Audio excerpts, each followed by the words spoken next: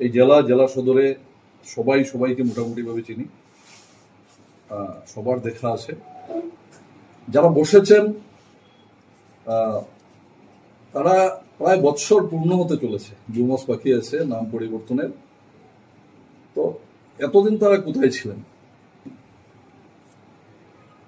মূল বিষয় হচ্ছে, গতকালকে সাংবাদিক বন্ধু জেলা আয়ুক্তের কার্যালয়ে আমাকে প্রশ্ন করেছিলেন, গতকালকেও বলেছি, আজকে সেই কথা আবার পুনরুত্থাপন করছি, যে তাদের হাতে কোনো কাজ নেই, নির্বাচন সামনে আছে, কোনো একটা কিছু করে মানুষের কাছে অন্ততপক্ষে যাতে পৌঁছানোর চেষ্টা করতে পারেন, আর সেই চেষ্টায় ওনারা নিয়োজিত হয়েছেন।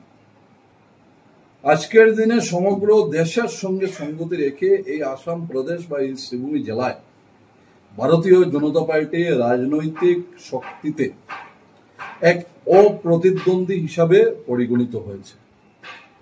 আর তার জ্বলন্ত উদাহরণ হচ্ছে কংগ্রেস, কমিউনিস্ট, কবিগুরু রবীন্দ্রনাথ ঠাকুর, এশিয়ার বুকে প্রথম নোবেল প্রাপক, যে কালোজয়ী কবিতা যেটা রচনা করেছিলেন,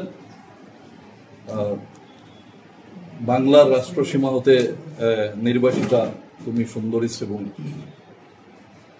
ওই শ্রীহট্ট থেকে যে শ্রীভূমি যেটা এসেছিল, সেই শ্রীহট্ট কাদের কোটচালে সেই রাষ্ট্রসীমা হতে নির্বাসিত হয়েছিল, সেটাও আজকের দিনে আবার ওরা চোখে আঙুল দিয়ে দেখিয়ে দিচ্ছেন যে আমাদের পূর্বসূরি, আমাদের পূর্বপুরুষরা, আমরা তখনও চাইনি, আমরা এখনো চাইছি না যে শ্রীভূমি নাম এখানে থাকুক, আমরা সেটার বিরোধিতা করছি।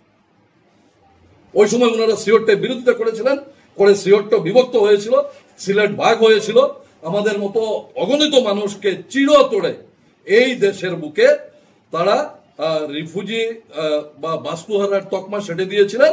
আর আজকের দিন অবধি আবার ভারতীয় জনতা পার্টির সরকার কেন্দ্রে রাজ্যে আসার পর যখন এই শ্রীহট্টের বিভক্ত অংশের সেই পুরনো দিনের সেই সুন্দরী শ্রীভূমি কবিগুরুর রচনা যেটা আছে, কালোজয়ী রচনা, তাকে সামনে রেখে আসামের যশস্বী মুখ্যমন্ত্রী শ্রদ্ধেয় ডক্টর হিমন্ত বিশ্ব শর্মা মহাশয় এই জেলা, আজকের দিনে এই জেলায় বসবাসকারী অগণিত মানুষের দাবিকে মর্যাদা দিয়ে যখন জেলার নাম পরিবর্তন করলেন, করে শ্রীভূমি করলেন, তখন তারা সেটাকে কিভাবে সামনে এনে, পরিবর্তন করার তো ক্ষমতাই নেই, পূর্ববর্তী বক্তারা বলেছেন, কিন্তু এটাকে সামনে এনে কিভাবে জল গুলা করে রাজনৈতিক অভিসন্ধি সিদ্ধ করা যায়, সেই অপচেষ্টায় নেমেছেন।